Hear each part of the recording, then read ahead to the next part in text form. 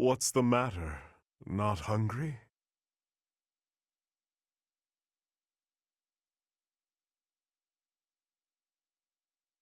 I am partaking in some sweet delights.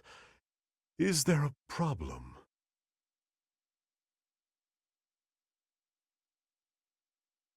I am a person too. What I eat is nobody's business but my own.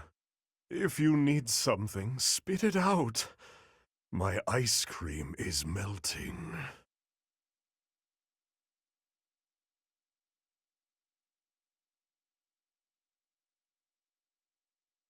Then leave. I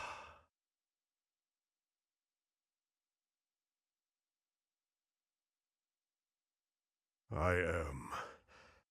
And I am not. At the moment, I am Jeritza von Hrim. The Emperor and the army know me only as the Death Knight, but he is merely an illusion. A demon who resides in my heart. He is not me. Not who I am at my core. He thrives and feasts upon blood, death, suffering. So while I sit here eating, I prefer to just be myself. Jeritza, I would like to be who I truly am.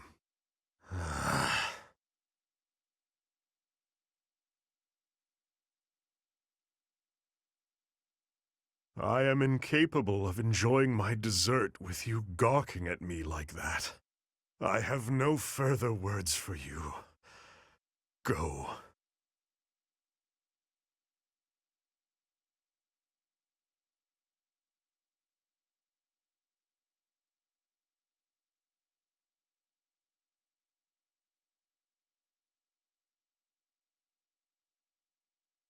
Lord Jeritza? I believe he used to be a professor at the Officers' Academy. It was also my understanding that he was personally recommended by Lord Arundel himself, landing him a position as a sword instructor. Whatever the case is, behind that mask of death, there's an emptiness, a void.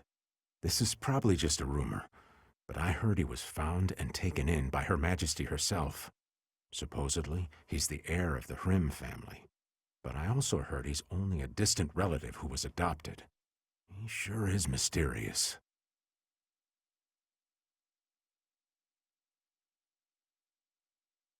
You've been asking around about me.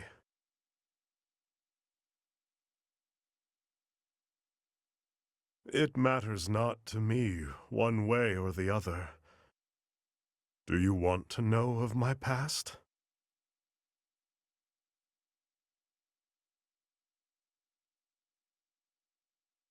Why? Friend or foe, that's what you're trying to determine. But you won't find answers merely with words. There is only one path forward. Raise your sword if you have the nerve. Raise it and fight me. If you want to know my heart, know my sword.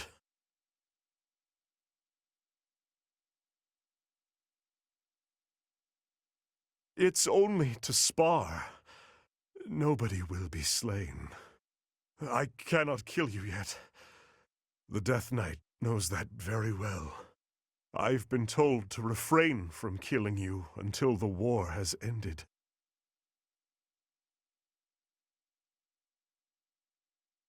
The Emperor. The young Emperor discovered me long ago. Though back then she was still a princess. Ultimately, it was she who erased my past. She placed me into a family that was disintegrating, that I might be their heir.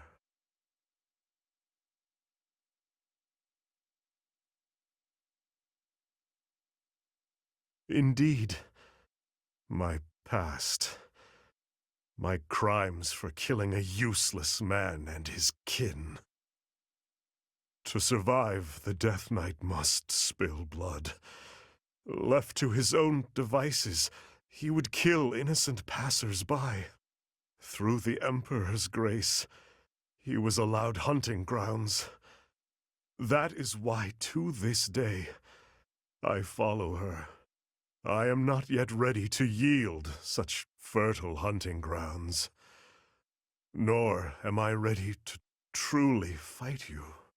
Of course, were I not here to hold him back, he would cut you down without hesitation. As for me, I too... never mind. If you've no intention of fighting, then be gone. Perhaps it is he who is to blame, but I feel oddly when I look at you.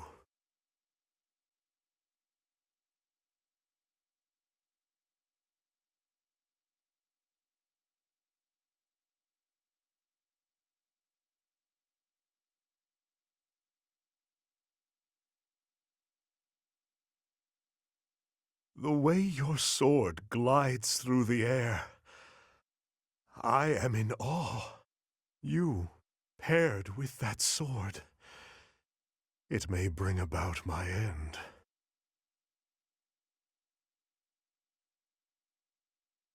So weak. That weakness will be your end. Long ago, when the Death Knight saw you in the Holy Mausoleum, I came to an understanding that it is you, and you alone, who are capable of slaying me. Only you with your sword can do it. Upon reflection, I can see that our encounter was fated to happen. Ever since then, I've been thinking.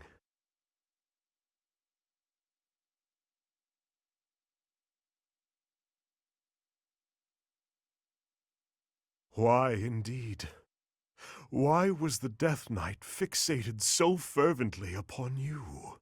At that moment, he fell under your spell. You who wields the sword of the Creator.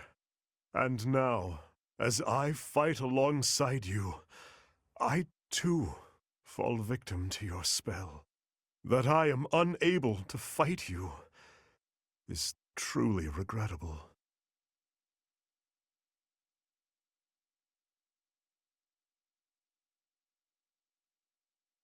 Now is not the time. Uniting Fodlan and overthrowing the Church are mere trivialities to me. All I truly need is you. You, and nothing else.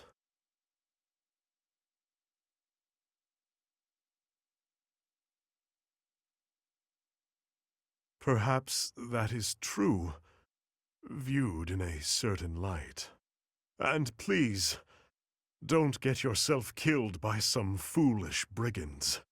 You must live, that we might fight one another to the death. I must know which one of us will emerge victorious. For now, I will have to use my imagination and savor the potential outcomes of that future. I can see it now. You swiftly dodging my blade, and then at last, your sword piercing my flesh. I stumble to the ground, gasping for air, breathing my last. Or perhaps my blade will pierce you first.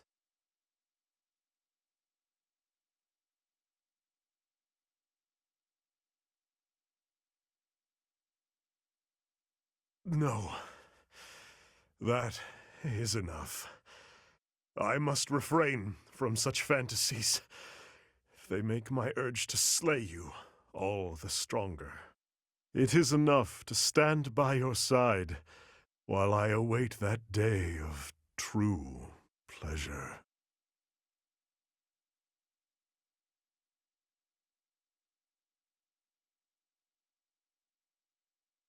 Indeed. You and I are fated to be intertwined. I will follow you to the very gates of hell.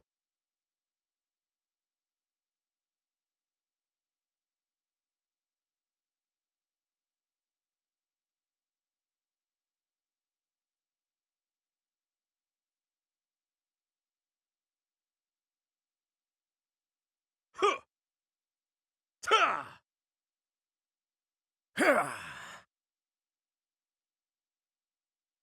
Utterly boring. These kills are worth less than nothing to me. Are you done? Let's move on already. The war has ended, and yet this incessant swatting at flies never ceases. I have yet to claim my moments to kill you, it would seem.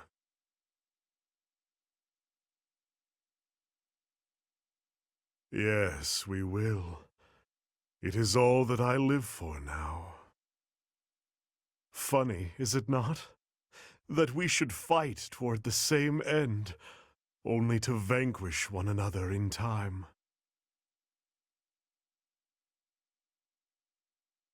I do not quite know how to articulate these curious feelings. I think it could be described as contentment? Perhaps it stems from discovering such a creature as you. All this time, I had determined it was the Death Knight who was drawn to you.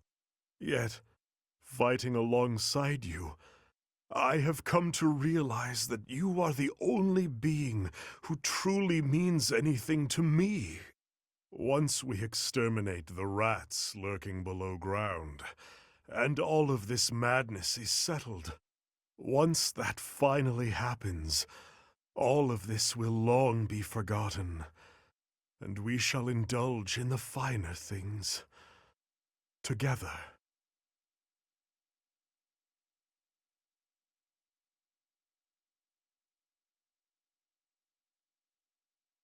Indeed. I abandoned all that I am, my true name, whatever remnants were left of my past. But now, with the chance to fight you, it is my only reason for existing. I finally understand. It is you alone who can slay the demon that lives inside of me, the Death Knight. This strange feeling rising up within me. Is this what is called love?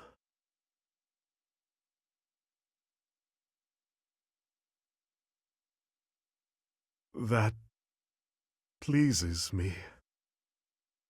Let us away, then, beyond these shadows that we have dwelt in for so long. To the very depths of hell, I will tumble down with you.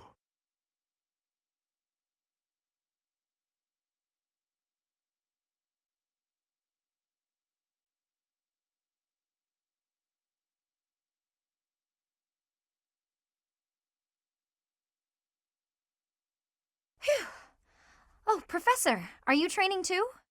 I was just about to finish up, but if you want to join in, I can stick around a while longer.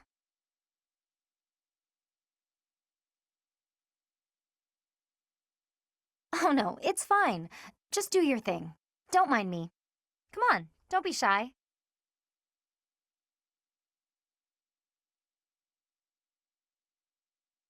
Phew! I'm beat, but we're finally done.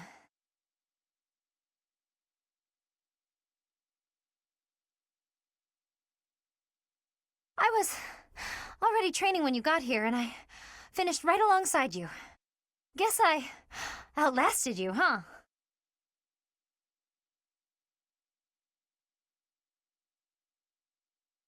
Speak for yourself. I'm always looking to improve. By the way, Professor, something I wanted to ask.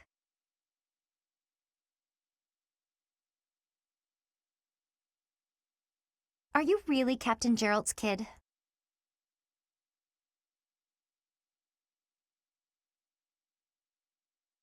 That's a pretty detached tone to take about your own family. What's your opinion of him, then? You must look up to him, at least.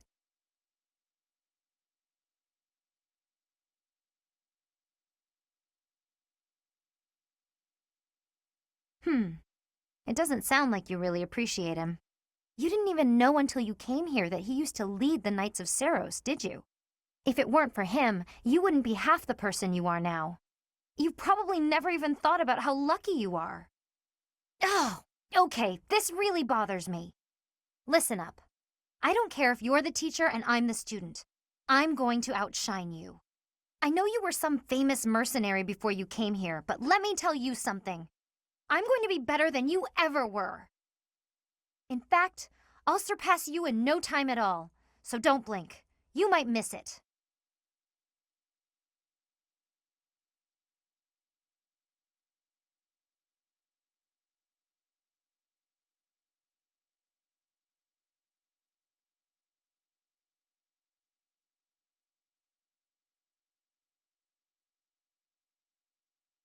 Hey, Professor, got a minute?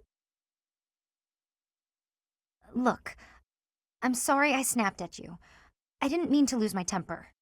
I was rude to you. I should have known better.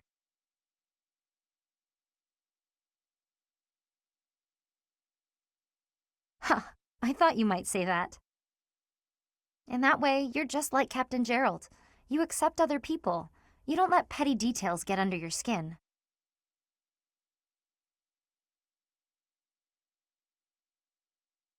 Well, when I was a kid, I kind of latched onto him.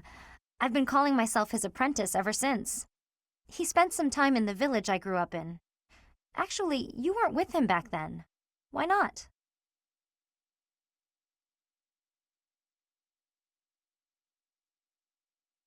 Huh. Maybe he left you with a relative or something. Anyway, back then, Gerald's job was to deal with poachers. Well, they were bandits, but we called them poachers. Nobody in the village could stand up to them. But your dad, he took them on like it was nothing. I was so impressed.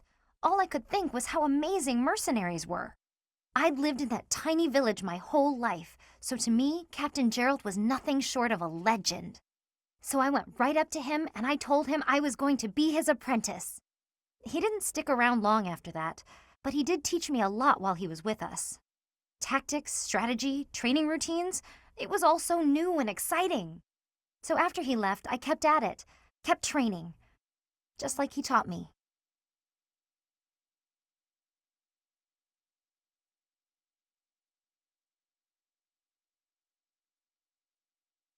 Me too.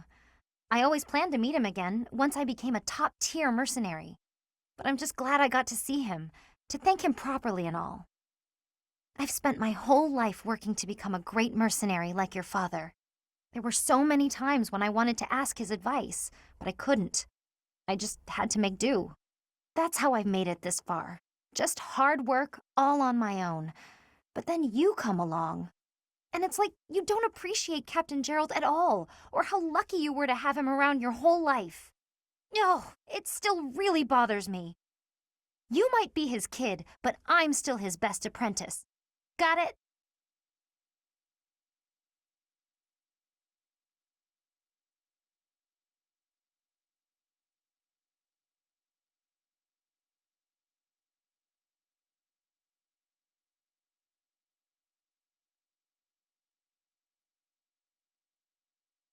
Hey, Professor, can we talk? I feel terrible about the last time we spoke. I was trying to apologize and just ended up losing my temper again. I'm really sorry.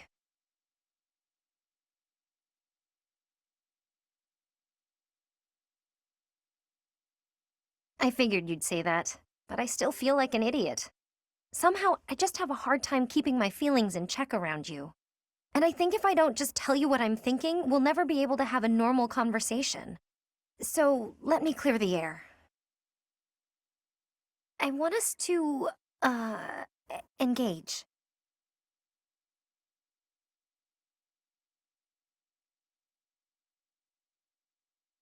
Yeah, exactly. I know it's a sudden thing to ask, but I'm not going to feel settled until I know where I stand. Would you do that for me?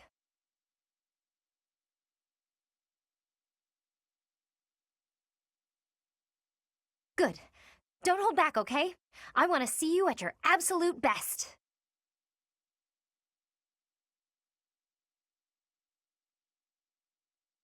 Phew! You got me. I'm completely outmatched.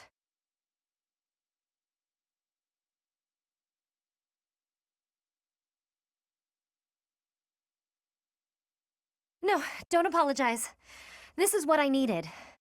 You're a true successor to Captain Gerald's style of swordplay. I almost felt like you were him. I thought I was competing with you. But that's as pointless as competing against him would have been. So instead of that, I'm going to focus on keeping the promise I made to him.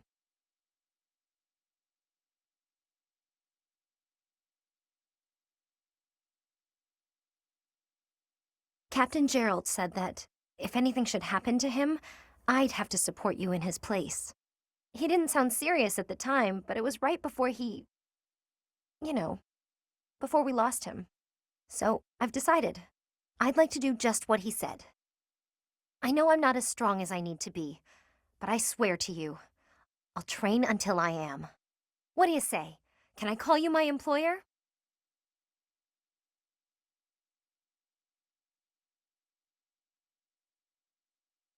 Yes, it's official. I'll protect you no matter what.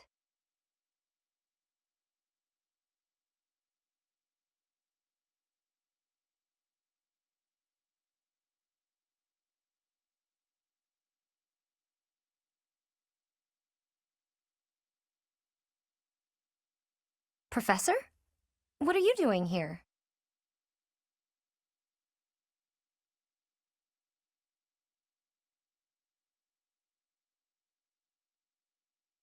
I was talking to Gerald. The sky feels so close, like you can almost touch the stars. I thought my voice might reach him.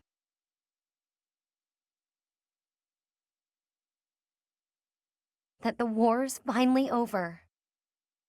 And that his kid and his greatest apprentice did an amazing job out there.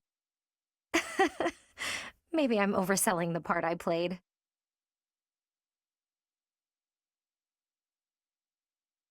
Thanks, but I was nothing compared to you. I feel like an idiot for ever thinking I could surpass you. I have managed to keep my promise, though. So, how would you feel about hiring me again? Can't exactly go and break my word now, can I? The war's over, but the enemy might still be lurking. What if they're waiting until I'm gone to attack you?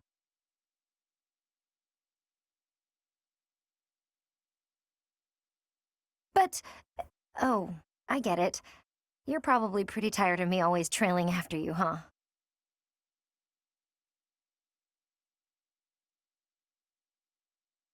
Love? As in... As in the way a commander loves his soldiers, right? Of course that's what you mean. Oh, that's... that kind of love. Can this really be happening? You want to marry me?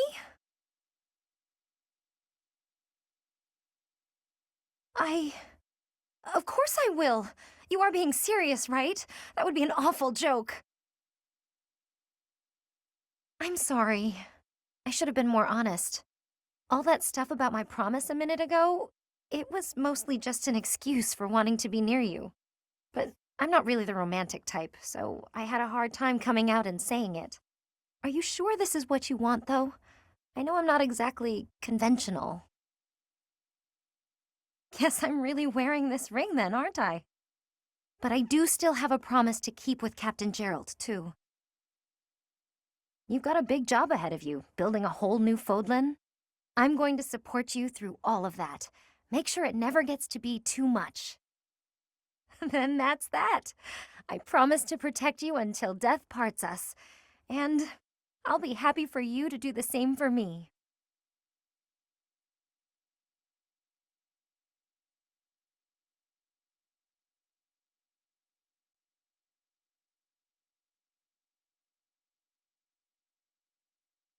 Well, hello, Professor.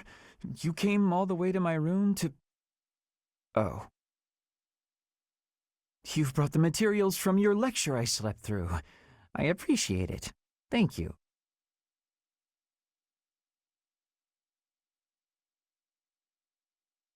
It's rare for a nice professor like you to be so strict. Please, Professor, you must understand how difficult it is for me to fight the demon of drowsiness. Ugh. Just talking about it makes me sleepy.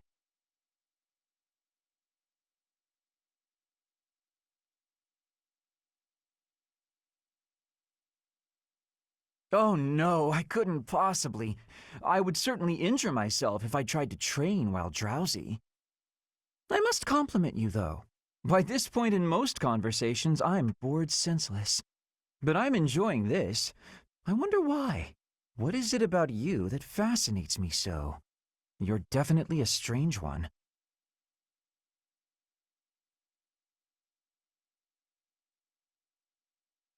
In truth, your very nature is odd. You're definitely not a commoner, but you don't seem like a noble either. You're something else. Or you could be a villain who came here to enact some evil plot. That wouldn't surprise me either.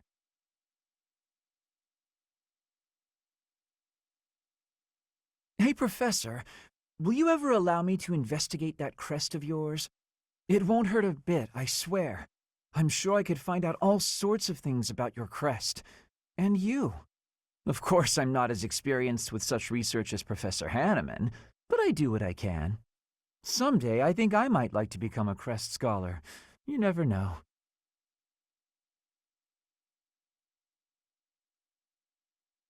Oh, don't trouble yourself. I didn't mean now. I've got a lot of other research I'm working on at the moment. I tend to start a project, get bored, and then leave it be. I might be ready to investigate your crest soon. I'd have to tidy up a bit first. On that note, good night, Professor.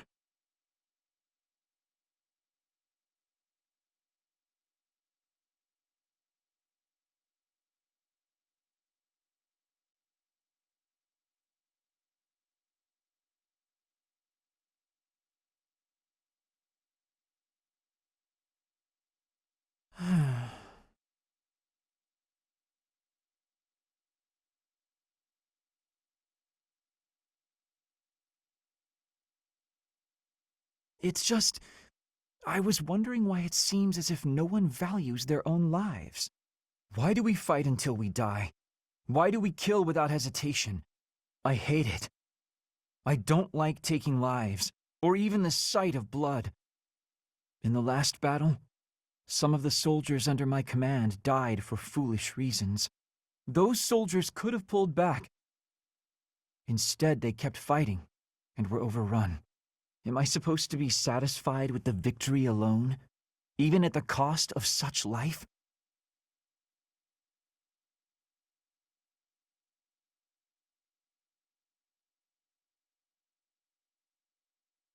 Exactly. I don't see the point. Honor?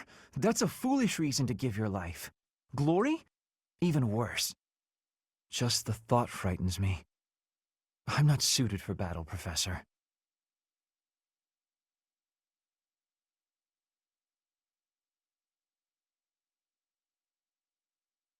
I'm happy you feel that way, but it seems like so much in our world is decided by who wins or loses a fight. Very little is accomplished via diplomacy or even simple decency. Professor, you take the time to lead me and teach me like this every day. Could the reason be that you don't want me to die on the battlefield?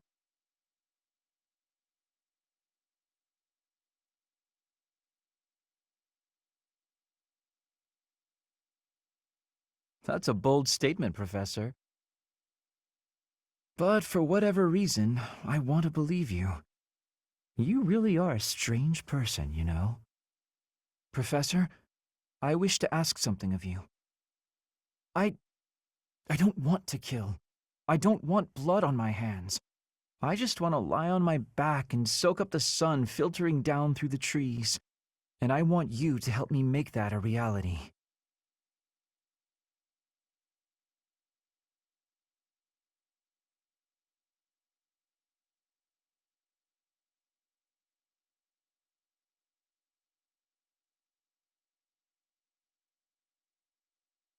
Hmm. Ah, yes. Professor, what brings you out so late?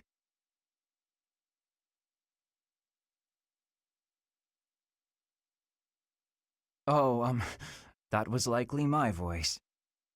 I've been worrying about something. I asked you once to help me achieve my goal of being a person who can simply nap all day. Then I thought, if the world becomes a peaceful place, all my crest research might be for naught.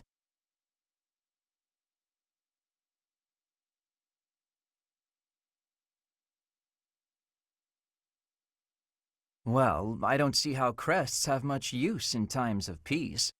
Certainly there are crests that make you stronger and could be used in engineering. And I suppose crests that increase magical abilities might help doctors heal injuries. Still, the possibilities seem limited. It's as if crests were designed to be used only in times of war.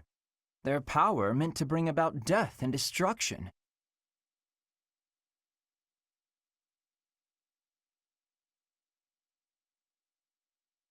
I cannot prove what I say is true, but suppose for a moment that it is. The longer this war goes on, the more useful my crest research becomes. But if the war were to end today, we would go on living, perhaps not using the power of our crests at all. It is truly my dream to be a crest scholar, but I also dream of all the wonderful naps peace would bring. Saying it all out loud, it feels a rather stupid thing to worry over. Knowledge or peace, sleep or war.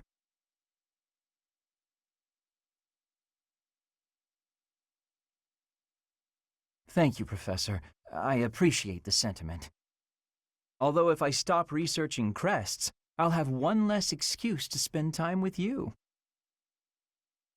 Professor, don't make faces like that. People like you, who listen to my blathering and then nod and smile as though what I say matters, people like you are very precious to me.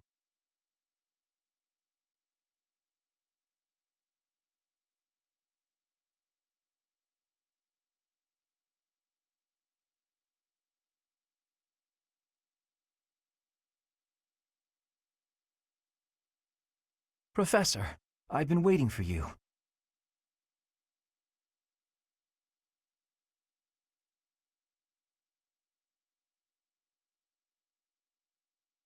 How much time do you suppose we have spent together? Enough that I believe I can predict how you'll feel about something. The truth is, I want to ask you a once-in-a-lifetime question.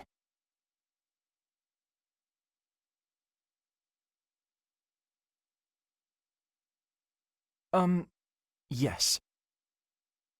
I know that the end of the war hasn't granted you limitless free time, but you must have more time on your hands than you did during the war, yes? Would you spend that time with me? I want to know more about you. I want to solve the mysteries that surround you. I don't think I'll ever meet anyone more intoxicating than yourself. I want you to be mine, and I want to be yours. Here is proof of my desire. Will you accept it?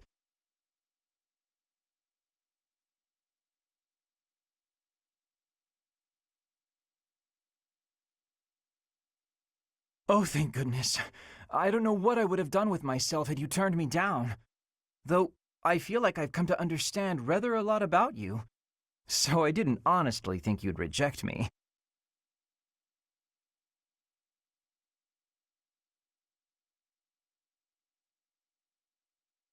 Oh, just wait. I will understand you even more. Our future together has only just begun. Before I become bored of this business, I wish to learn all there is about your crest and your strength. And perhaps we'll even come up with ways I could help you guide Fodlan. I as a crest scholar and you as a leader of Fodlan. We will take our first steps together into this new world, the two of us working as one. Once things settle down, we can retire to the countryside. A place where the air is fresh, the lakes are full of fish, the sun is warm, and where we may nap deeply.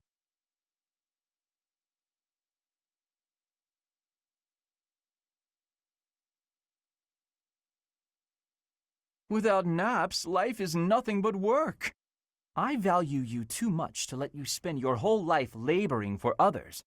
You're the hero of Fodlan, after all. Besides, naps are the entire point of retirement.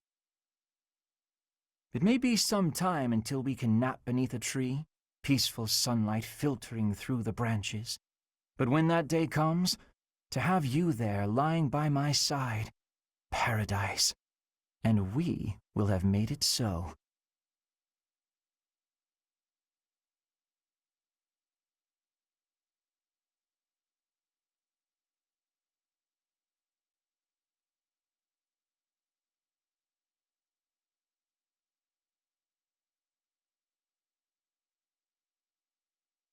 Professor, I understand that you were looking to speak with me. Perhaps you would like some insight on how to write your next lecture? While I do have a great many ideas, it would be inappropriate to... Oh, am I mistaken? If that's the case, then what can I do for you?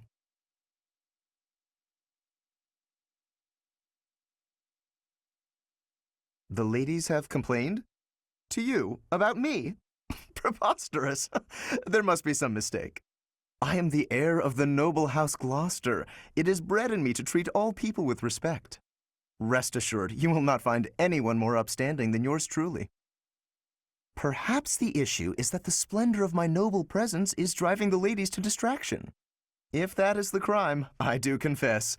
I hope I've not troubled the ladies' hearts unduly.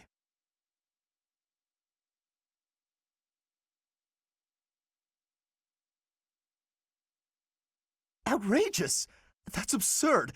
Who would dare to allege such slander?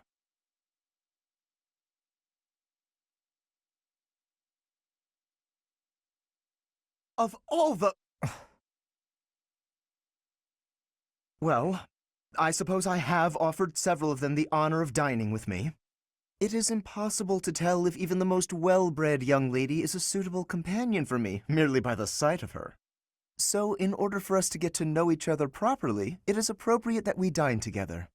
Thus far, they have all declined, oddly enough. For some reason, they seem to be exercising some form of restraint when speaking with me.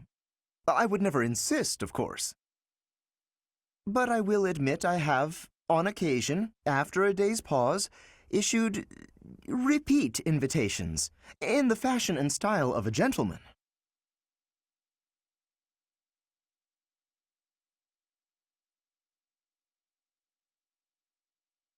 What? Ridiculous! Dinner invitations from me a problem? The very idea.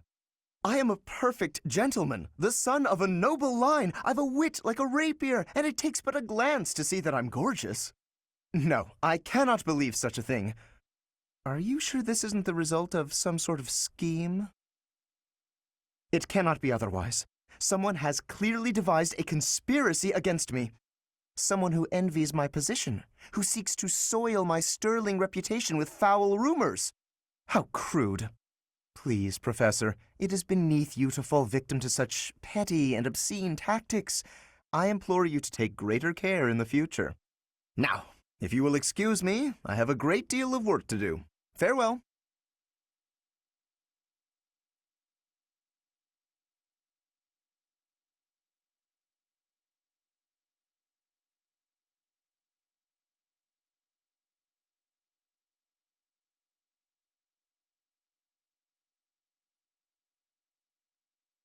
Professor, have you been looking for me again?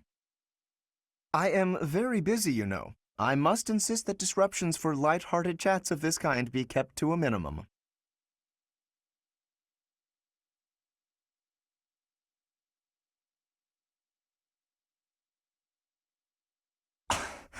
What did I tell you about falling victim to such salacious and slanderous rumors? As I've told you, there is obviously a conspiracy against me. There is no manner in which I could possibly be considered bothersome.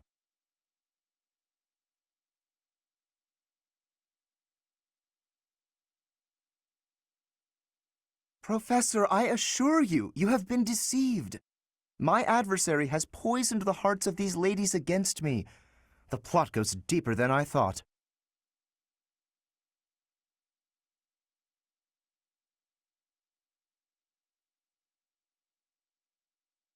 But... if you truly do insist. Please understand, Professor. I am not some scoundrel out for conquest. I am attempting to fulfill my duty as heir of House Gloucester. It is my responsibility to continue our noble line by finding a suitable lady to be my wife.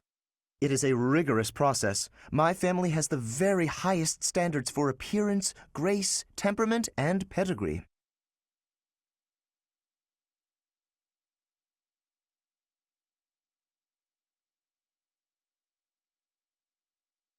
Typically, yes, even if others are sometimes critical of that notion. For the nobility, marriage is not merely a union of individuals, it is also a union of families. It would not benefit House Gloucester to be tied to a family of powerless commoners, would it?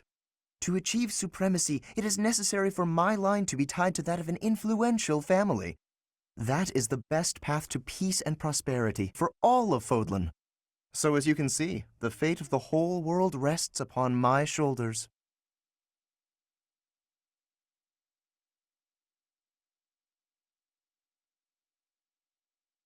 It is nothing out of the ordinary. Those of us with noble blood are born to this duty, you know. That being said, to avoid misunderstandings, I shall restrain myself until things calm down. I would rather not cause trouble for you, after all.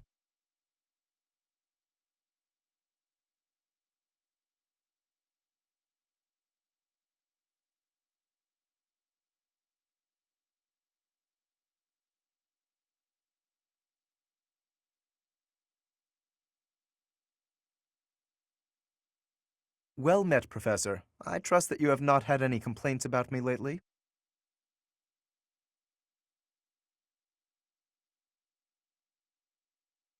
Good. Please, accept my most sincere apology for any discomfort I may have caused you. I've decided that it would be inappropriate for me to continue my search for a spouse while we are at war. I expect that means you will not be receiving any more complaints. I hope that puts you more at ease. Actually, the introspection I've gained setting aside my search has motivated me to amend my conduct.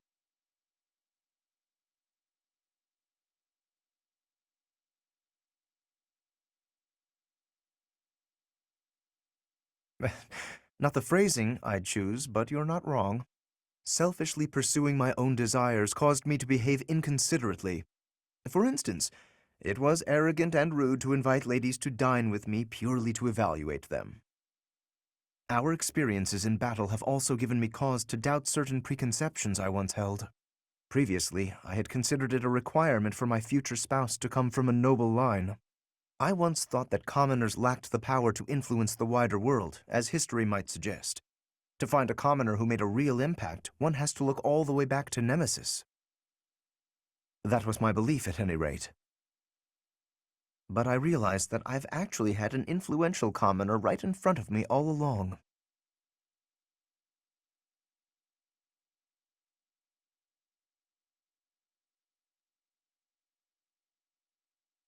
Don't you see? I'm referring to you. You may wield the power of a crest, but you are so much more than just that. You have managed to charm everyone around you, to compel them to trust and follow you. Though you may not realize it, that is no mean feat. It is altering the course of history in Fodlan. Your example puts my prior beliefs to shame.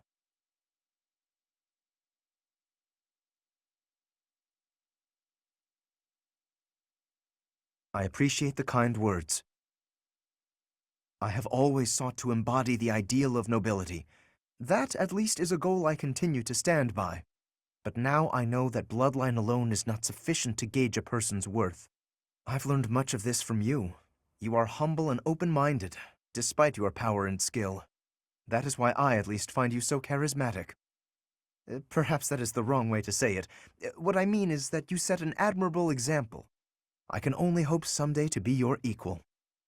Of course, you had better keep an eye on me, because I can achieve anything I set out to do. For I am none other than the handsome and talented Lorenz Hellman Gloucester.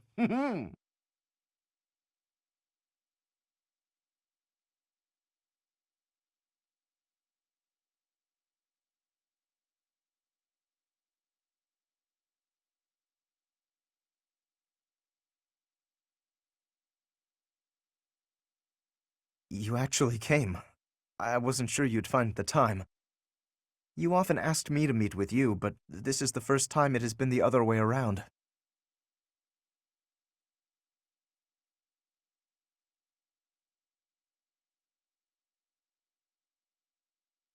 I know I gave you something of a headache.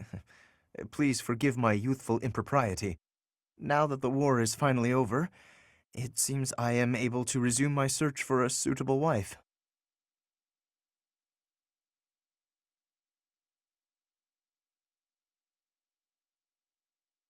I suppose I do, don't I? But I am not the same man I once was. Pedigree and status are no longer priorities for me. I now know that what matters most is the worth of an individual's soul. And there is only one person who calls to my heart, one whose incredible qualities outshine all others. That person is you.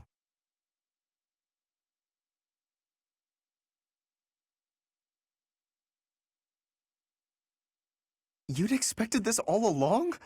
Am I that predictable? I'd hoped to surprise you. I cannot believe I've made such a terrible blunder. Even so, surely you have some reply beyond that.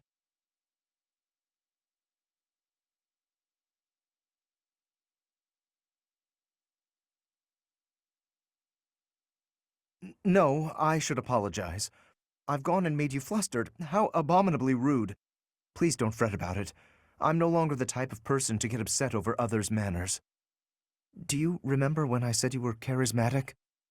By that time, I had already become unable to imagine anyone but you as my partner.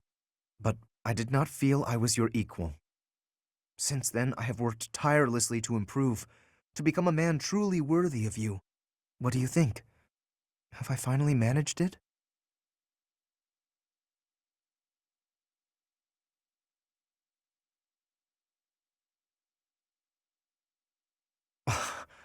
I'm so glad. To hear you say that makes all the effort worth it. In that case, please hear my humble proposal. I want nothing more than to be yours, now and for all time. Will you do me this great honor?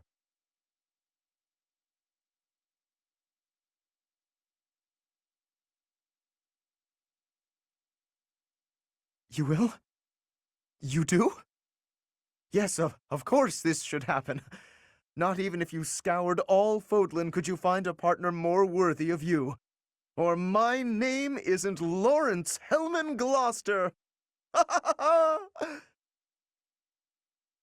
In any case, I swear to do my utmost to make you happy, and together we will make this world a better place.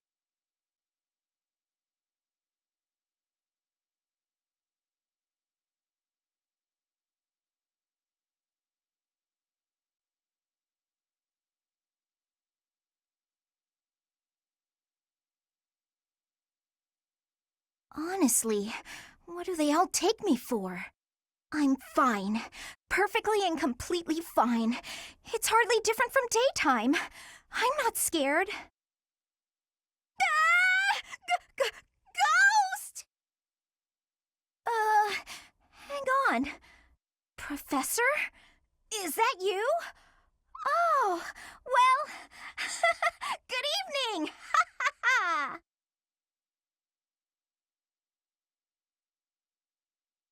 Oh, I left something in the dining hall, so I'm on my way to fetch it.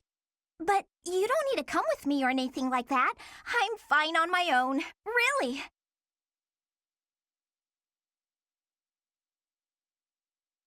You weren't? Oh, apologies for making an assumption.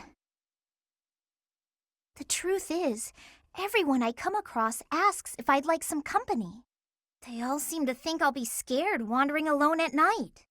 So rude and presumptuous, you know. I'm perfectly capable of being on my own.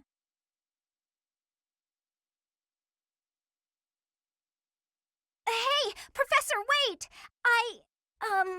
Well, I thought it might be nice to walk and talk together to the dining hall. Shall we? To be abundantly clear, this has nothing to do with my non-existent fear of ghosts.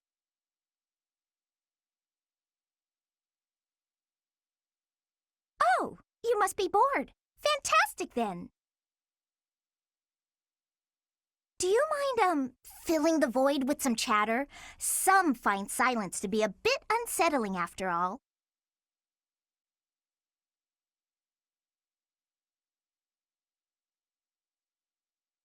Okay, I confess, I am scared of ghosts. The monastery is unnerving to me at night. So, can we talk about something, please? Anything. I've noticed for quite some time now, you treat all your students equally, don't you? You've never treated me differently simply because I'm younger than the others, and I've always appreciated that.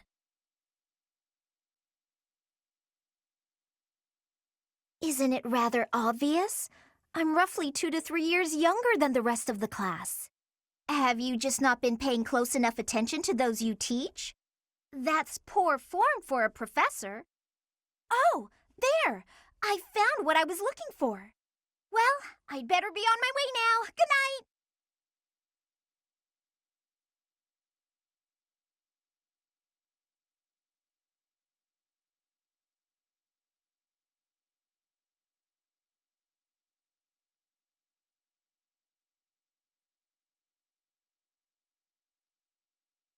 Professor, thank you for helping me with my training.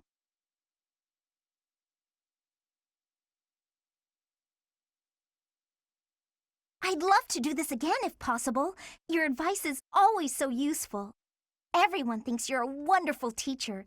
You account for people's weaknesses while capitalizing on their strengths. Initially, I wasn't sure you paid too much attention to your students. Clearly, I was wrong. After all, were that the case, you wouldn't be capable of providing such useful feedback. I'll continue to learn and grow from your instruction, Professor. I just know it.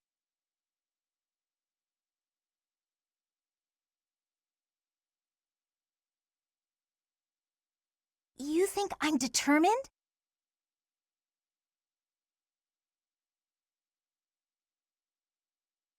Professor, thank you. You're the only one who's ever praised me like that. I mean, people are always telling me I've got a knack for magic. If you can call the power of my crests a knack, they aren't wrong per se. Though bearing 2 crests isn't a gift I ever asked for. Anyhow, I've made a point to work harder than most and not rely too heavily on the power they bestow. So I find it frustrating that the only praise I seem to receive is directly related to that power. If you've noticed how hard I work, then, well, it makes me very happy.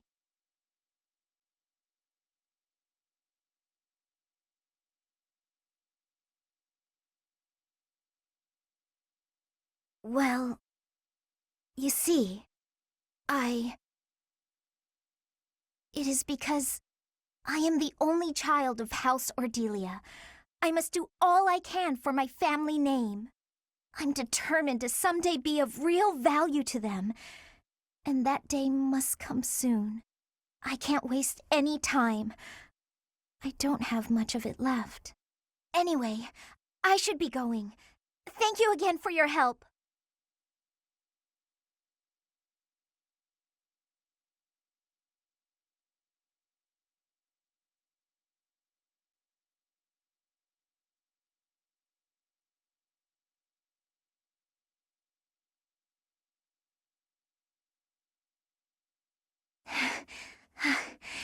Thank you for helping me with my training again today, Professor.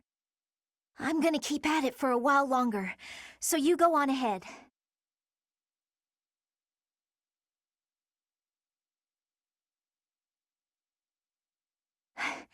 I can't. Not when I'm right on the cusp of using my power to greater potential. Surely you yourself are tired. Just don't worry about me, okay?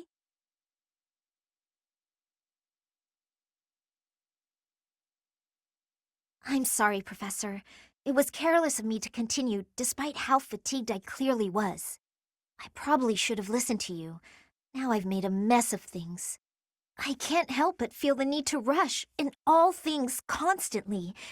You get that way when you realize you haven't got much time.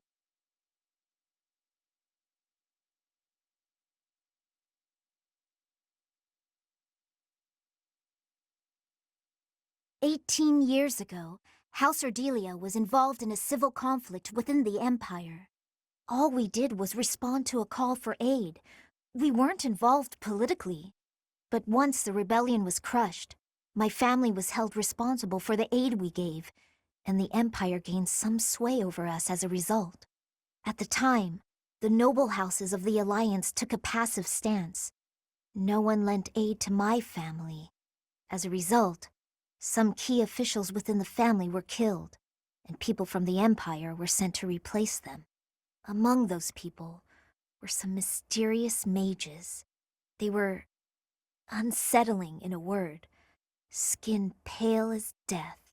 One after another, they captured and imprisoned the children of our household. They began performing terrible rituals on the children, though it's probably more accurate to call them experiments.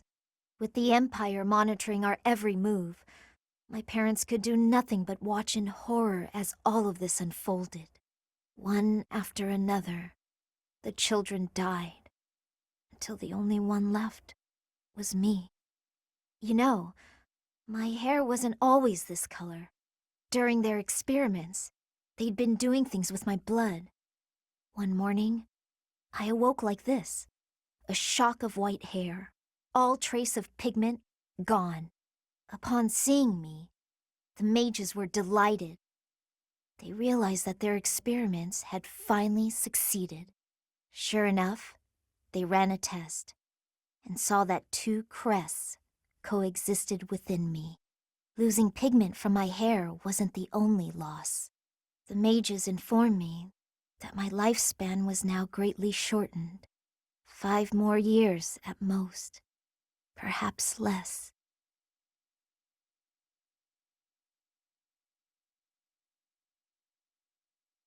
Shortly thereafter, the mages lost interest in me, and we never saw them in the Ordelia household again. Since all that, our family has been in decline. It's challenging now even to govern our territory. After all my mother and father have suffered, I at least want them to have peace as they grow older. That is all I wish for, but I haven't much time to ensure it comes to pass.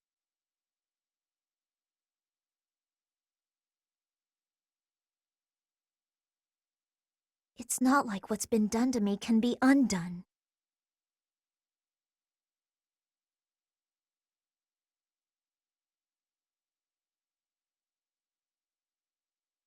Professor, the only way I can conceive of would be to remove my crest somehow. But I don't know if that's even remotely possible. Even if it were, I wouldn't be of much use to you and the others without my crests.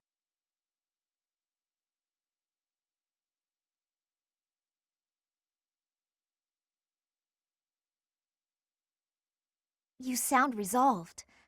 I'll allow your resolve to bolster my own. Thank you, Professor.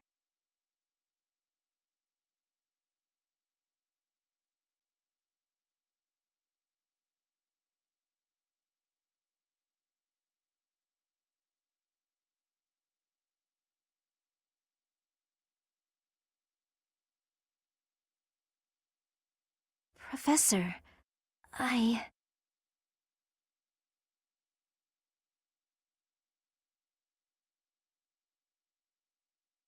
We have. I can feel that the crests are no longer a part of me. That must mean my body will.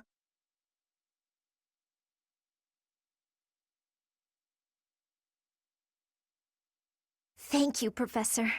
No matter the outcome, I feel a sense of peace. I have hope, and that hope will carry me through it all. You've done so much, searching for a way to remove my crests, to save me. I can't tell you how much it means to me.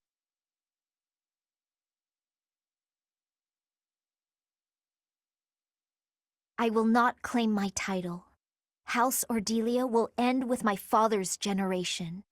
After this, I'm going to begin preparations for our family's dissolution. This will ensure that the people of our territory will not be troubled. And my parents will be able to live out their lives in peace.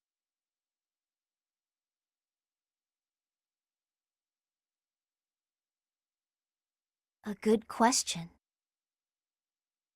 I hadn't considered it, but assuming I have life left in me, would it be all right if I came back here to stay by your side?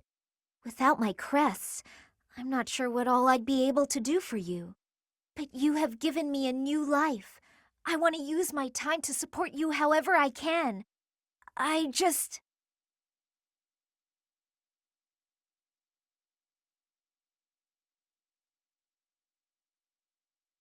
Oh, is this... This is...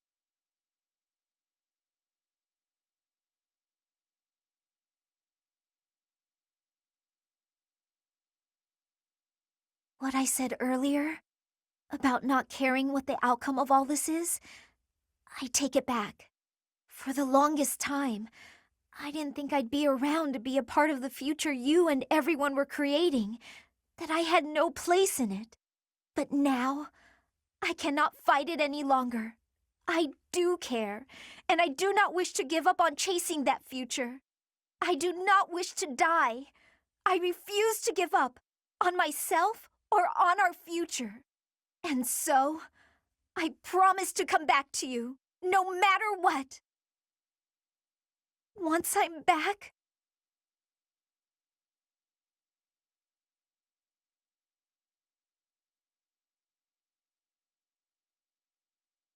yes, I quite like the sound of that. Together. It is decided.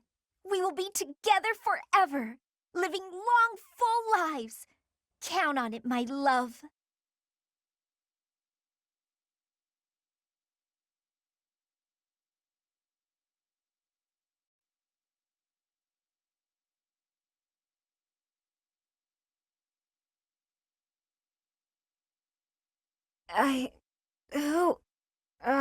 Settle down and stop with the knocking. I'll be there in 2 shakes.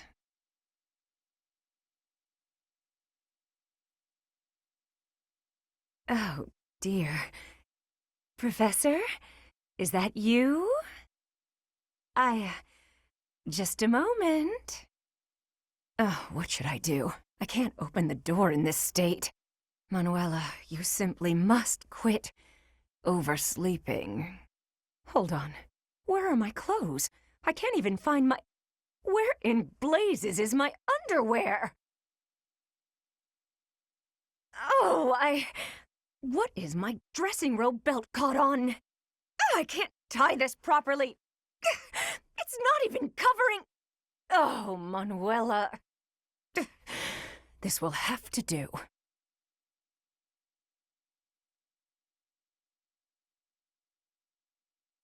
I'm fine. Just hold on a moment.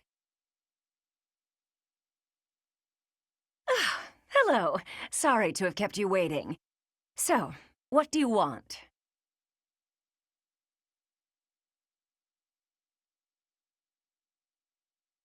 Excuse me? You had a reason for coming here, I assume. I've put a lot of time and effort into making it possible to talk with you, you know. No, you've done nothing wrong. Let's just say I'm not having a good day. Actually, I didn't have a good night. Never mind. What did you want, anyway?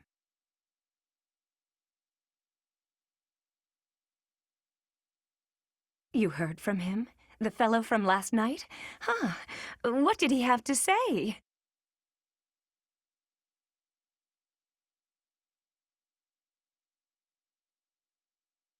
Yeah, figures. Kind of saw it coming, actually. That's why I came back to my room and went to bed. To get over it. Thank you for checking in on me. Was that all you wanted? Well then, good night.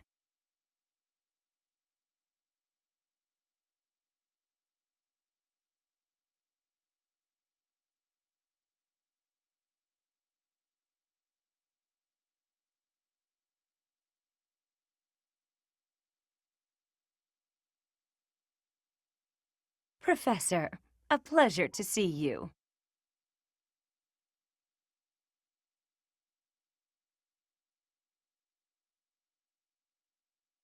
I was here for confessional, confessing my foolishness. While I'm at it, may I confess something to you, too?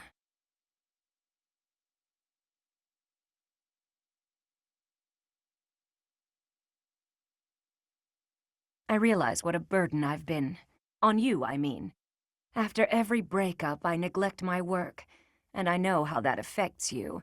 I'm completely worthless as a woman. Can you imagine how that feels? Oh, I'm going to be single for the rest of my life. I just know it. You think so too, don't you?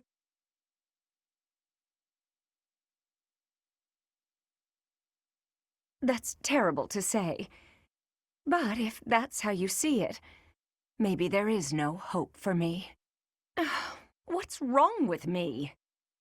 It's not my looks. I'm still gorgeous. Or am I? Be honest, do I look old? No, not possible. I'm the songstress who swept the Empire off its feet. Men professed their love for me hourly. It can't be my looks.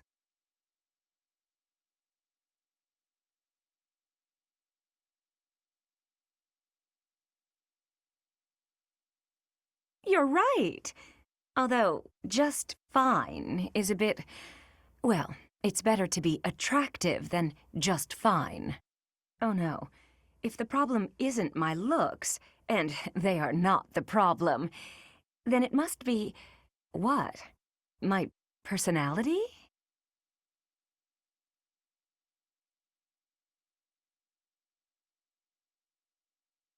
I know you're trying to find a way to say it gently, but you think there's a problem, don't you?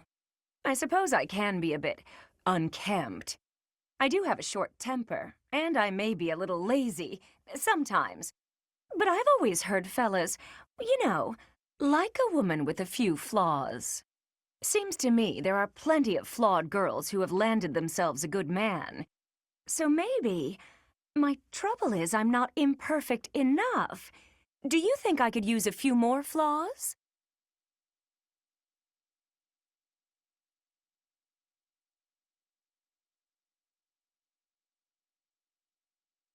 Why? Do you think I'm flawed enough already?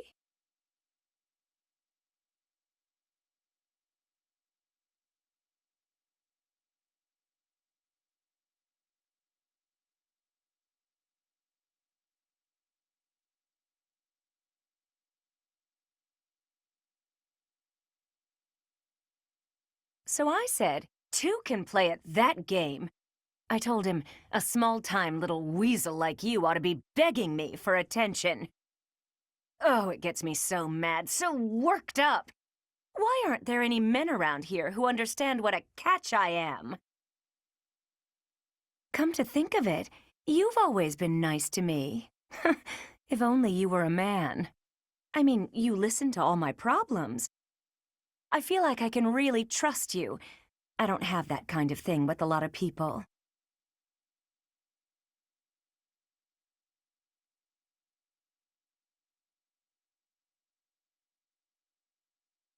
I know. It's a real tragedy. I suppose this is what the goddess has ordained, so I'll accept it.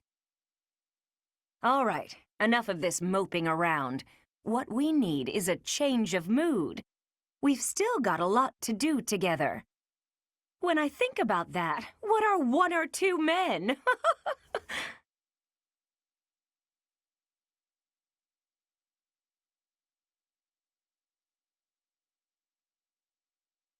What's wrong is, it's not just one or two men, it's more like 100 men, maybe even 200, more! I'm completely... Oh, I can't get out of this mood! Actually, I've got an idea. Exercise will help. I'm going to the training ground. Come on and give me a hand. Gonna work my anger out on 100 training dummies. Maybe 200 if we've got 'em.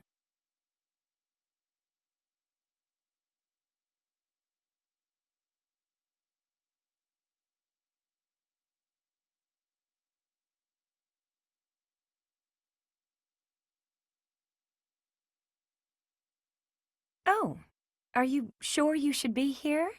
There must be tons of young girls falling over themselves just to get near a hero like you. Or are you not interested in such attention?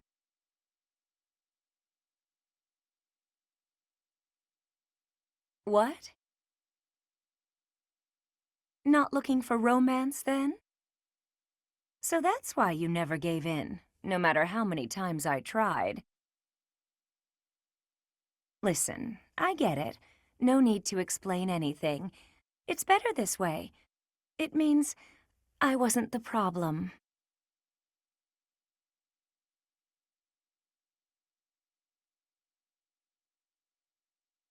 Wait, am I the problem? I suppose if I had some charm, maybe you would have fallen for me. Oh, why does this always happen to me?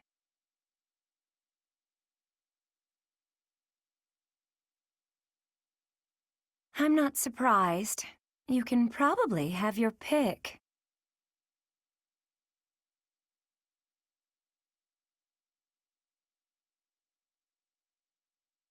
What?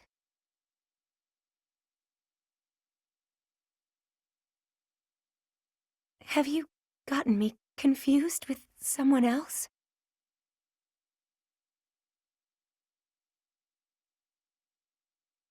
Look, you don't need to take pity on me, okay?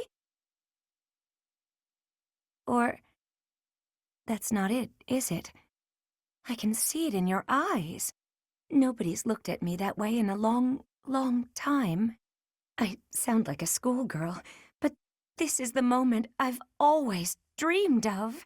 So of course I'm going to mess it up by not knowing how to answer.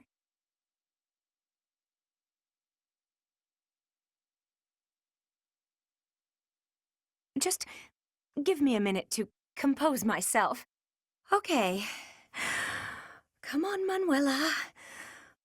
Whew, that's better. So, my answer... Yes, I would love to marry you. I'm a complete mess, and I'll be a massive pain to you from now on. But in exchange for the trouble, I promise to give you all of my love. So don't let me down, you hear? You know, until this moment, I didn't realize how much my heart longed to call you my own. I want to love you, and to be loved by you. I want to share my life with you. And you really like that idea? Oh, oh goodness. Oh, I just giggled. Maybe I'm not as old as I tell myself. Or maybe you just make me feel good about myself, my darling.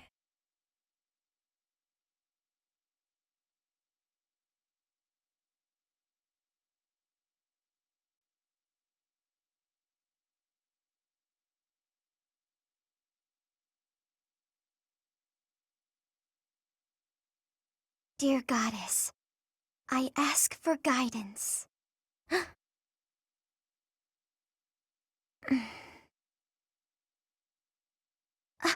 Professor, I suppose you came by to pray too?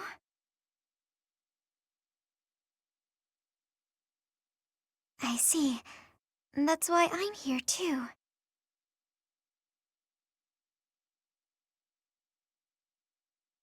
Oh, nothing specific.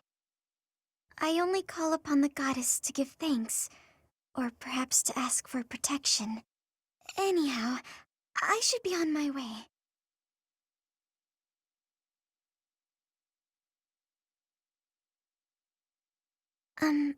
Okay.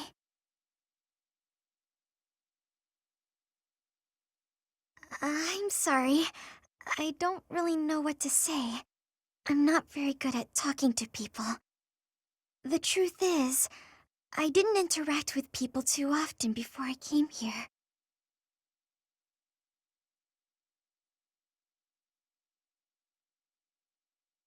Oh, no particular reason. I'm simply not very good at it. That's just how I am.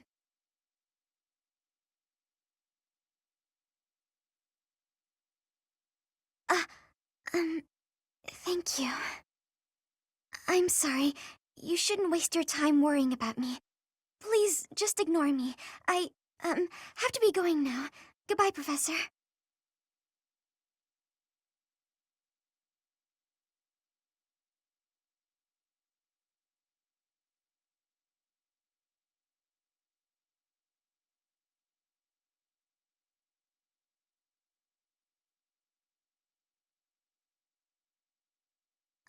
Professor? There's something I need to say.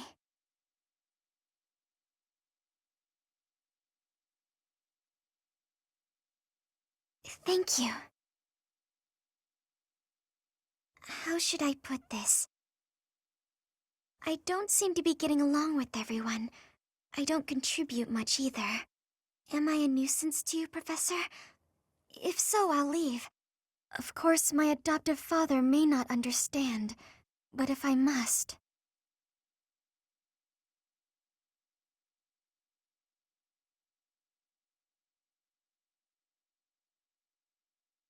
Oh, my adoptive father is one of the new nobles of the Alliance. His territory is to the north. He was a distant relative who took me in after my parents vanished. He's blessed with great drive and ambition. Some may go so far as to call it avarice. He wishes to marry me off to a powerful noble. That's why he sent me to the academy. If I left now, I'm sure he'd have a strong opinion about it. Sorry. I strayed away from the topic. I'm not good at telling stories either.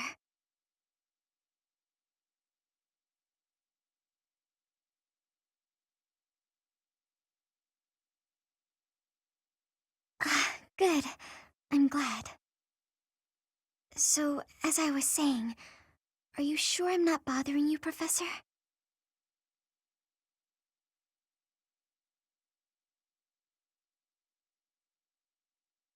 Oh, I'm so grateful to hear you say that.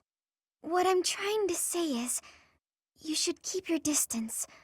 I'm more trouble than I'm worth.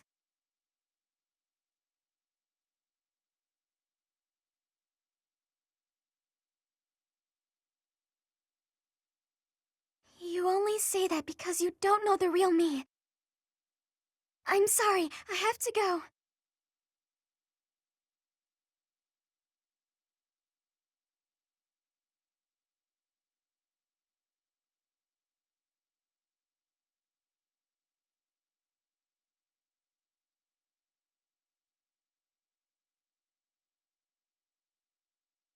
Dear Goddess, I ask for guidance.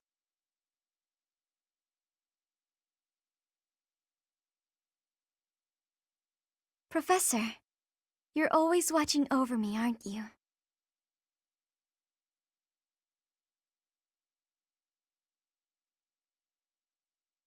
I've spent my life avoiding people, so I wouldn't have to expose them to this horrible burden of a crest. My father was born with it as well. He's the one who told me to avoid others as much as possible. He said it would be the cause of great unhappiness to both myself and everyone around me. After some time, I was only truly comfortable opening up to animals and the goddess. Do you remember the time you asked what it was I prayed for?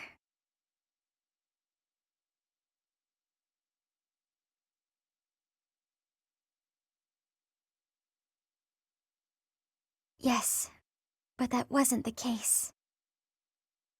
Back then, I felt that my life served no purpose and that I was nothing more than a burden. In truth, I was begging the goddess to take me to her. That was my daily prayer. But now I fear the idea of dying and being left alone. I have friends who accept me for who I am now, in spite of my crest, and I have you watching over me. I finally learned to accept the kindness and warmth of others. It's because of you, Professor. Because of you, I've decided to live. I'm sorry to have worried you, but I'm all right now. I'm still not ready to tell everyone about my crest, but I feel that the burden of my curse has been lifted. Even if I'm separated from you or any of my friends, The memories I've made here will give me the strength to continue on.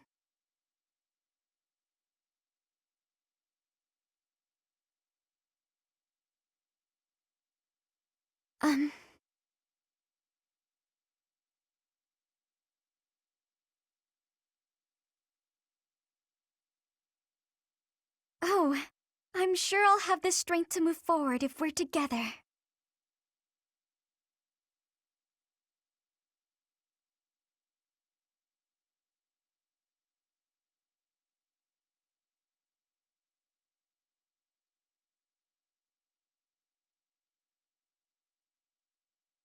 I apologize for chasing after you.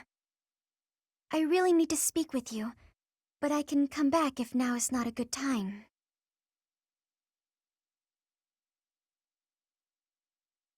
Thank you. You've always been so accepting of me. You've never rejected me for my flaws.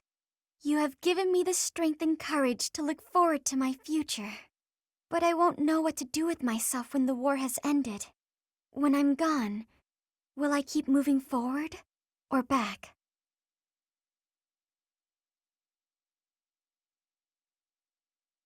Well, my adoptive father wants me to return home right away. Though he put all that talk of marrying me off to a powerful noble on hold. For now. Apparently I'm being hailed as a hero back home. Can you imagine that? Me, a hero. And now my family wants me by their side so they can flaunt my new status about town. How silly. Even so, it is nice that my relationship with my adoptive father has improved. It is starting to feel as though I am a true daughter to him at last.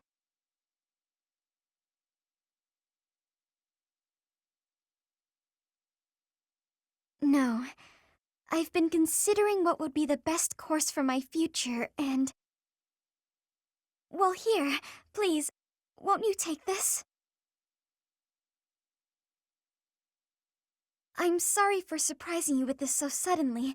In truth, I've surprised even myself. It's unthinkable that someone who spent their entire life avoiding people could offer you a ring. But who I am now? It's all thanks to you. You've shown me a strength I didn't know I could possess. I wanted you to see how far I've come, and how much I've grown. I guess I wanted you to see me show a little bravery. I'm not asking you to marry me here and now. That would be a bit much, perhaps.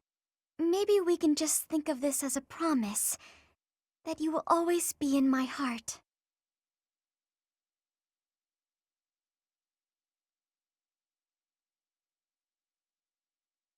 What? Really?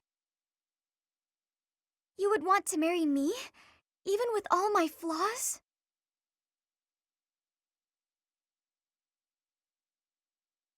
You know, I'm stronger now, but I can grow even more if you stay by my side. I'll do everything in my power to support you, and I hope you will continue to support me as well. I love you so very deeply. Thank you for giving me the world.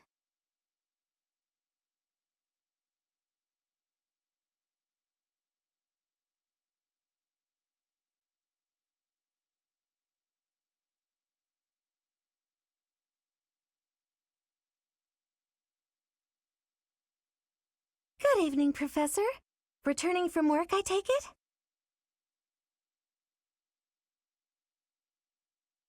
I commend you for working so late into the evening.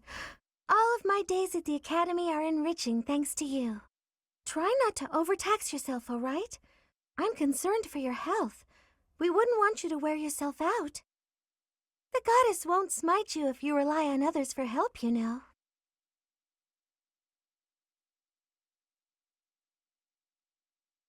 Listen here, Professor. You might not like what I'm about to say. To be perfectly honest, I had my doubts when I first met you.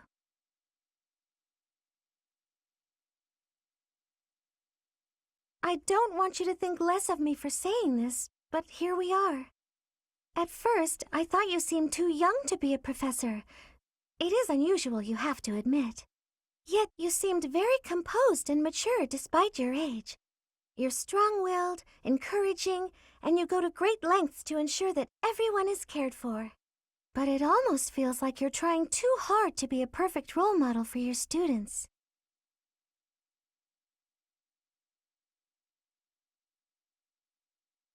If that's how you feel, then I can't disagree. But I think it's necessary to give yourself a break every now and again. The mind has a tendency to make mistakes when you've exhausted yourself. In my case, I still seem to make mistakes even when I'm wide awake.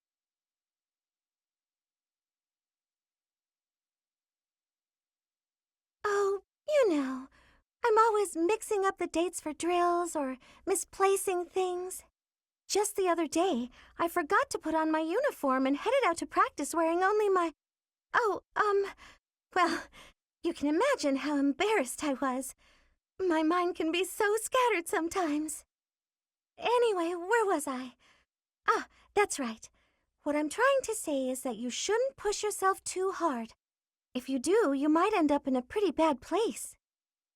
That reminds me, is there anything I can do to assist you, Professor?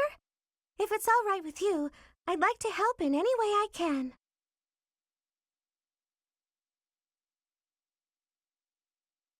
Whatever you need, just say the word.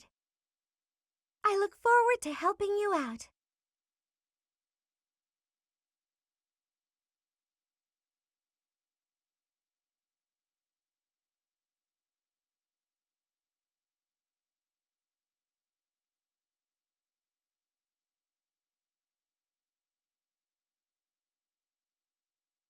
You there, youngster. Won't you listen to this old man's troubles? I was born and raised right here in this town. I spent my whole life here. My daughter lives in the Empire, and she sent me a letter to ask if I was keeping up with my daily worship. Well, hello there, Professor. Is this a friend of yours?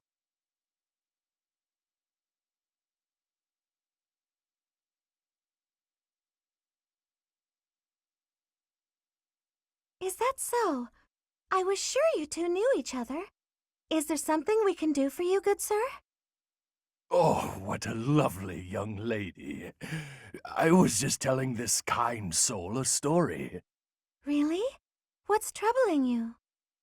Well, I was thinking of going to daily prayer, but my leg's been acting up and I can't walk properly. How terrible. That's no good at all. May I be of assistance? I'd be happy to lend a shoulder and escort you to the chapel. Would you? Oh, I'd be most grateful to you. Thank the goddess for sending this young lady to me today. We'll need your help too, Professor. Here, sir, take my arm. Splendid work, Professor. He really seemed to appreciate our assistance.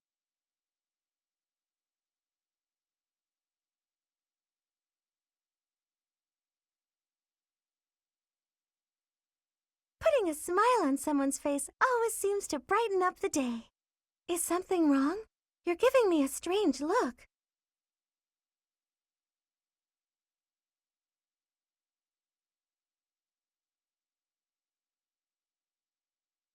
Oh, how should I put this? I suppose it's just second nature to me.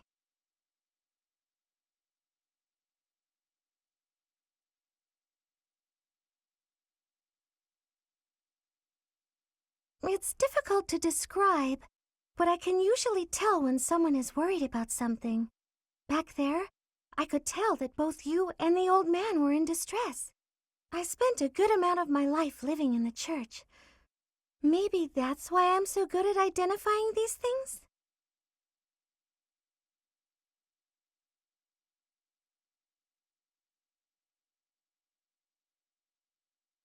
Did I not mention that before? I spent nearly 10 years of my life in the Church of Fargus. Many came to us with their troubles. In my own time of need, I once ran to the church myself, and they helped me. May I share something with you, Professor? It's about a dream of mine.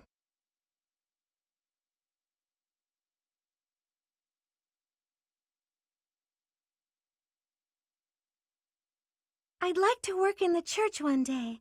I want to be like the priest who helped me. Never mind. It's not a very realistic dream. Please forget I said anything. If I were someone else, perhaps a commoner without a crest or stature, maybe things would be different. It's a bit sad, but this is the way things have to be. After all, only the goddess can decide our fates.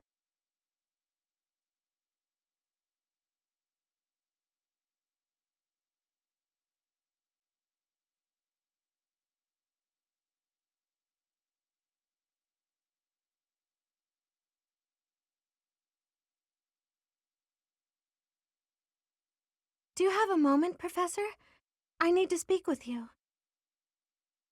Thank you so much. This is what I wanted to address. This letter from my adoptive father just arrived.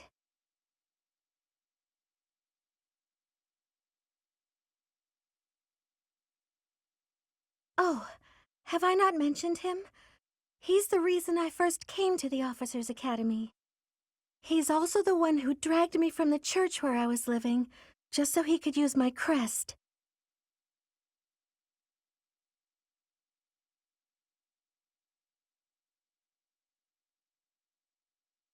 My crest does not yet belong to a house, so he plans to use it as leverage to marry into the nobility. He's a very greedy man who was a roving merchant before adopting me, but now he's in the capital. This letter says that he's finally arranged to marry me off to a wealthy noble. I know he's just thinking of himself, but can't he see that this isn't a priority when we're at war?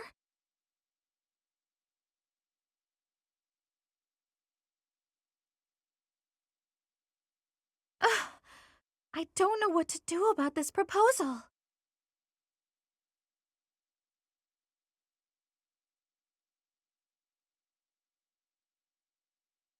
I can't see any way around it, so I fear that I must.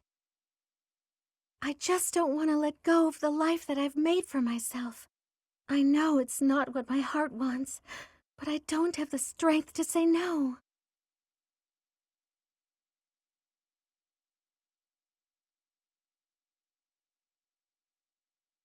I believe I've mentioned this before, but I want to work in service of the church. Well, I suppose it doesn't necessarily have to be the church, but I want to help those in need. If I were to marry a noble, I think it would be difficult to realize that dream.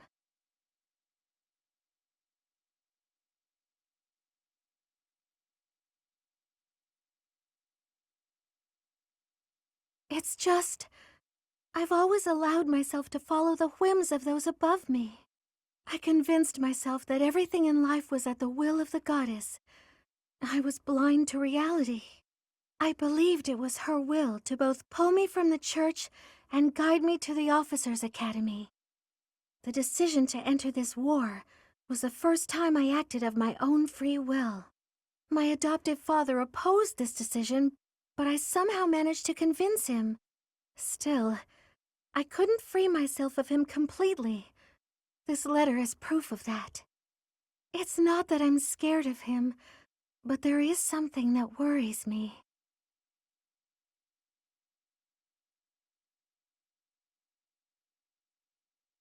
Ah, I knew you'd understand, Professor. I've sat down to write a reply several times, but I can't muster up the courage or the words. I was hoping you could provide me with the encouragement I need.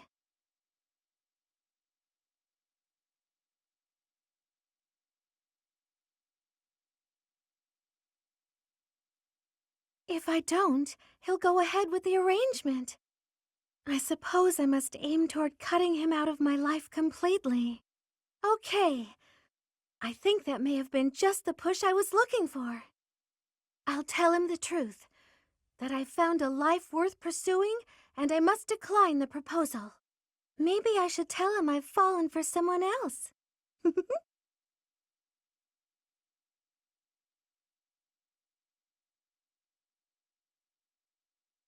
Why, it's you, Professor. Isn't that obvious?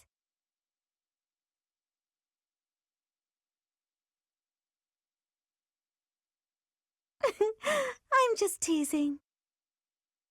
Now I'm off to write this letter and stand my ground. Thank you for your encouragement.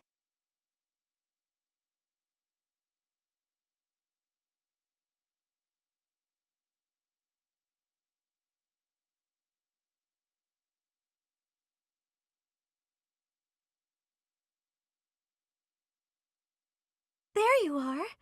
I apologize for the short notice, but I'm so glad you could make it. I'm sure you're very busy being the hero of Fodlan and all.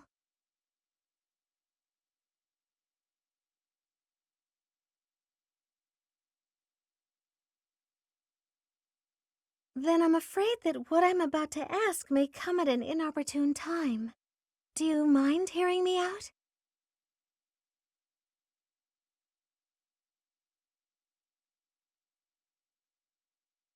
Ah, great. Here it is. I'm going to Ferdiad to meet with my adoptive father, and I'd like you to accompany me.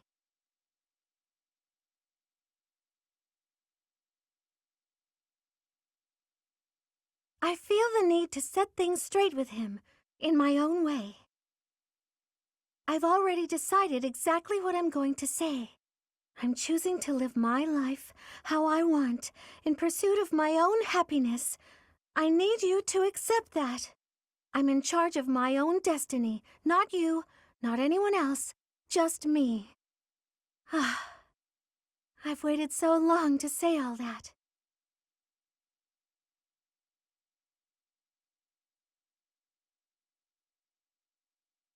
That's a very good question. Where do I start? Remember when I teased that I'd fallen for you? The truth is, that wasn't entirely in jest. I fell for you some time ago. In fact, I'd very much like to spend my life with you. Of course, that's only if you'll have me.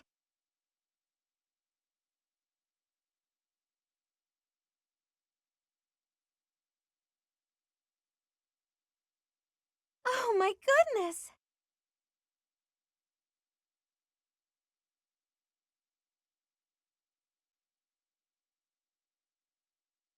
Yes! Let's! You've no idea what this means to me. This may be the happiest I've ever been. I'm so glad I could finally express my feelings. Now we can live the rest of our lives together. To think, I was able to choose this path of my own volition, and now I get to walk it with you. Should one person be allowed this much happiness? But still, you're only given one life. Are you sure you want to spend it with me? I may be quite demanding at times, as I intend on pursuing my dreams. I want to help those in need, wherever they may be, and I won't give up on that.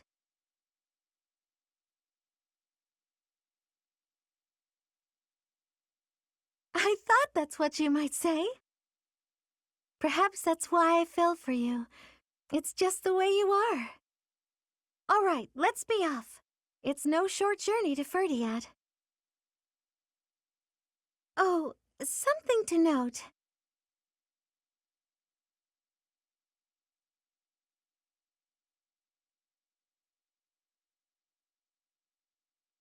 You should know that I can be quite scatterbrained and clumsy, but I will do everything in my power to help and support you too, whatever you may need. What a wonderful life we will lead together.